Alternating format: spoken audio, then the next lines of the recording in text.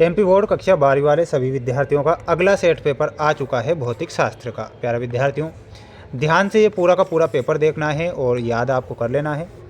13 फरवरी के लिए जो मैं पेपर बता रहा हूँ प्यारे विद्यार्थियों, मैंने आपसे कहा है कि 6 सेट पेपर बताऊँगा। अगर आपने ये 6 सेट पेपर पढ़ लिए तो 95% पेपर आपका बाहर नहीं जाएगा। प्यारे विद्यार्थियों, ध्यान से इस पूरे के पूरे पेपर को देखना है और याद आपको कर लेना है। क्वेश्चन आप देख सकते हैं आपकी स्क्रीन के सामने। प्यारे विद्यार्थियों, प्रश्न आ चुके हैं, पढ़ लेना है आपको। गैस के अणुओं की गति कैसी होती है? प्रश्न आपसे पूछा गया है कि जो गैस होती है उसमें अणुओं की गति बताइए।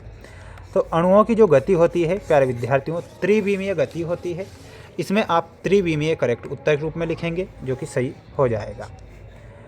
10 किलोग्राम द्रव्यमान की एक वस्तु को पृथ्वी से गुरुत्व बल के विरुद्ध अगर 10 मीटर ऊपर उठाते हैं तो उठाने में किया गया कार्य कितना होगा? उठाने में किया गया जो कार्य होगा माय डियर फ्रेंड्स 980 जूल के बराबर होगा। तो 980 जूल आप ध्यान रखेंगे और याद करेंगे। माय डियर फ्रेंड्स, मेरी मेहनत अगर आपको अच्छी लगती है तो चैनल को सब्सक्राइब जरूर करके रखें, क्योंकि दिल से आपके लिए मेहनत मैं कर रहा हूं और आपके इस प्रत्येक विषय के पेपर में मेहनत करूंगा ताकि आपको अच्छे नंबर दिला सकूं। परम शून्य ताप होता है -273 डिग्री सेल्सियस जो होता है परम शून्य ताप होता है। अधिक प्रत्यास्थ पदार्थ क्या है? तो रबड़ जो होता है अधिक प्रत्यास्थ पदार्थ है। गर्मी के दिनों में लोलक घड़ी का जो आवर्तकाल होता है वो क्या होता है? बढ़ जाता है। तो प्यारे विद्यार्थियों, यहाँ पर आपको लिखना है बढ़ जाता है। ये आप ध्यान रखेंगे और अच्छे से पढ़ जरूर लेंगे। प्यारे विद्यार्थियों, मेरा तो काम ये है कि मैं आपको पेपर बता दूँ और आपका काम ये है कि आप उन्हें याद कर लो। ठीक है। एक आदर्श विद्युत द्विध्रुव का आकार होता है, तो आकार कैसा होगा? प्रश्न पूछा गया है। तो शून्य होता है। क्या होता है? तो यहाँ पर लिखना है शून्य। भंवर धाराओं के कारण विद्युत ऊर्जा का क्षय के रूप में होता है, तो वो होता है ऊष्मा के रूप में। दर्पण का सूत्र बताइए। तो दर्पण का सूत्र क्या होता है? 1/f बराबर क्या होगा? बताइए कमेंट बॉक्स में। प्रकाश वर्ष जो होता है दूरी का मात्रक है। स्वचालित लिफ्ट के नियम पर आधारित होती है, तो ये होती है पास्कल के नियम पर आधारित। किसके नियम पर? पास्कल। ठीक है। तो ये आपके रिक्त स्थान वाले क्वेश्चन हो चुके हैं। अब आप इसका एक स्क्रीनशॉट ले लो, पढ़ लो, याद कर लो, मेहनत कर लो। मैं तो यही कहूँगा कि बिना मेहनत के तो जय कार नहीं होती और कोशिश करने वालों की कभी हार नहीं होती। गति का प्रथम समीकरण में हमारा सही उत्तर क्या हो जाएगा? और वो हो जाएगा प्यारे विद्यार्थियों, यहाँ पर आप देख सकते हैं ऑप्शन नंबर 5।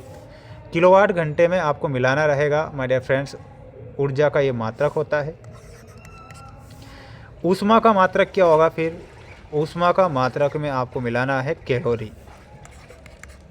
अमीटर धारा नापने का यंत्र होता है। चालक की धारिता का सूत्र क्या हो जाएगा? Q/V। ठीक है। तो ये आपकी क्या होगी? जोड़ी हो चुकी है। ठीक है। बढ़ेंगे अगले प्रश्न की ओर। अगला प्रश्न देख लो, ये है आपका अगला प्रश्न जो आप सभी बच्चे यहाँ पर देख पा रहे हैं। पी प्रकार का अर्धचालक कैसे बनाते हैं?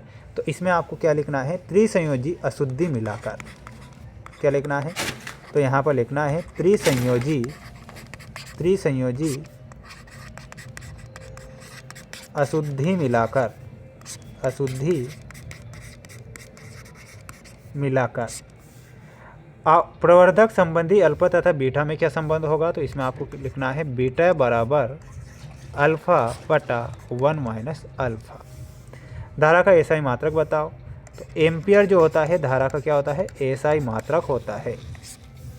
विस्पंद आवृत्ति का सूत्र लिखिए। तो सूत्र आपको कमेंट बॉक्स में बताना है। प्रकाश का कणिका सिद्धांत में बता देता हूँ, न्यूटन ने दिया था। किसने दिया? न्यूटन ने। ठीक है।